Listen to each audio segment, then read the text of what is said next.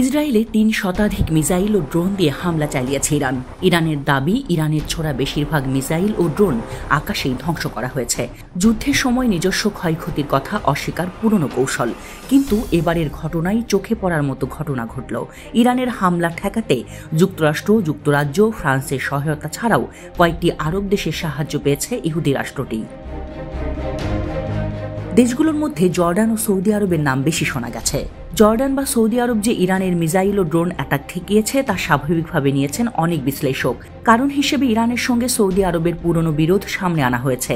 তারপরও গাজায় ইসরায়েলে চালানো গণহত্যার প্রতিক্রিয়ায় সৌদি আরব ইরানের পক্ষ নেবে বলে ভেবেছিলেন কেউ কেউ। ইরানের মিসাইলগুলো জর্ডানের আকাশ দিয়ে ইসরায়েলের দিকে যাওয়ার সময় জর্ডান সেগুলোর কয়েকটিকে ধ্বংস করেছে। জর্ডান তার আকাশসীমা যুক্তরাষ্ট্র ও ইসরায়েলের জন্য উন্মুক্তও করে দিয়েছে। সৌদি আরবের মতো কয়েকটি উপসাগরীয় দেশ পরোক্ষভাবে ইসরায়েলকে সাহায্য করছে। যুক্তরাষ্ট্রের মতো ইসরায়েলের মিত্র দেশগুলো তাদের সামরিক বিমানে জ্বালানি তেল নেয়ার জন্য ওইসব দেশের বিমানবন্দরগুলোকেও ব্যবহার করতে দিয়েছে। ইরানের এই হামলার ফলে মধ্যপ্রাচ্যের কোন কোন দেশ ইসরায়েলের বন্ধু তা পরিষ্কার বোঝা গেছে। গাজা ইস্যুতে ইসরায়েলের তীব্র বিরোধিতা করা দেশগুলোর অনেকেই এখন ইরানের বিপক্ষে দাঁড়িয়ে ইসরায়েলের পিঠ বাঁচাচ্ছে।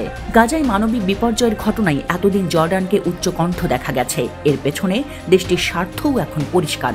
কারণটি হল জর্ডানের 1/5 মানুষ ফিলিস্তিনি। দেশটির বর্তমান রানিও ফিলিস্তিনি, কিন্তু জর্ডানই এবার প্রকাশ্যে ইসরায়েলকে সমর্থন দেয়ায় অবাক পৃথিবী।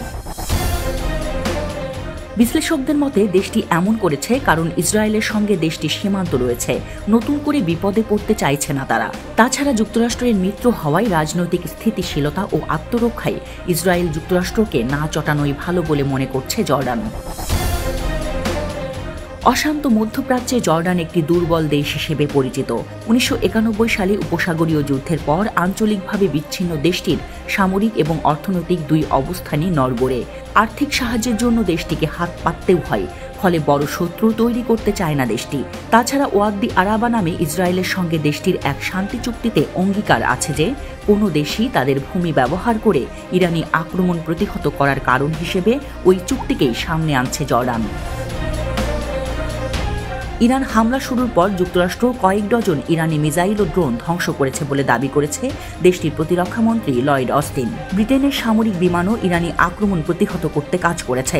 সিরিয়ায় থাকা ব্রিটিশ রয়্যাল এয়ারফোর্সের যুদ্ধ বিমান ইরানের ছোড়া মিসাইল ড্রোনের একাংশ আকাশেই ধ্বংস করেছে বলে দাবি করেছে।